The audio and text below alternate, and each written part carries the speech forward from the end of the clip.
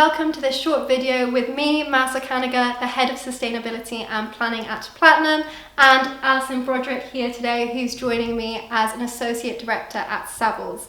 Alison has been working with Platinum for over 10 years now, so there's a huge amount of expertise sat next to me, and I'm really excited to get stuck in to today's conversation about biodiversity net gain. Now, this was introduced formally as part of the Environmental Act 2021 and has a huge impact when it comes to urban greening. Alison, would you mind introducing the topic a little bit and explaining what biodiversity net gain involves?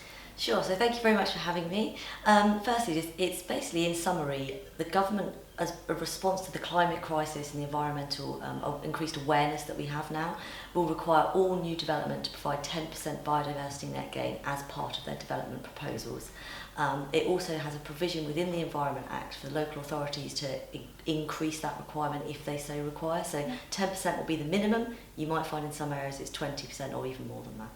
Yeah, I mean, absolutely. If you think about that as a baseline, it makes sense really using greening as a positive thing, air quality mitigation, flood mitigation, so that's brilliant. But like you said, that can go up to 20-30% requirement based on your local authority. So who does this impact? Is this for all developments, HMOs in particular as well? Are they impacted by It's everybody. So it's all new development, no matter what your scale is. So you need to start thinking about that, particularly if you're an HMO landlord. They'll be getting an idea of what your baseline is, and then you've got to provide 10% better than that. We've discussed previously tensions with parking, for example, requirements. If you're losing some green space for a parking space, that's not going to be acceptable now unless you can offset that through additional biodiversity net gain, be that with trees or other additional planting. So from an HMO point of view, you've really got to think about what your baseline is, and you're going to need to engage an expert in that to understand that, and then how you can improve it. Absolutely. So I think with most things in planning, really, there's a juggling act element here. Absolutely. Looking at your parking guidance requirements as well as net biodiversity gain and other things that come into play as well in the planning process. So I guess those were some really useful tips for partners to start in terms of assessing the sites in general. But for somebody looking at addressing this, what would be your absolute top tip in terms of how to really prepare themselves before 2023? I do a bit of reading on it, engage with experts such as yourself, or talk to me, but have a look on Google. There's some quite handy sort of intro guides to it.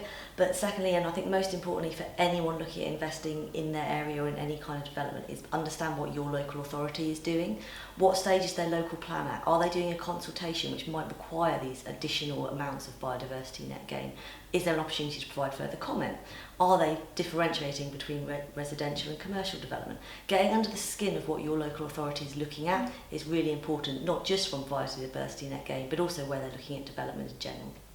Perfect. Thank you so much, Alison, for all of that. I think really the key takeaway here is very much, yes, this is a national piece of legislation, but ultimately it's underpinned by what's going on locally. So absolutely do get more familiar with these terms. Ultimately, we're not all ecologists, so definitely do instruct experts on these matters. Make sure you seek the right guidance and advice. And if you've got more questions for us on this topic, do leave your questions in the comment section, or of course as well, let us know if there are any other topic areas that are of interest. Thank you. Thank you very much.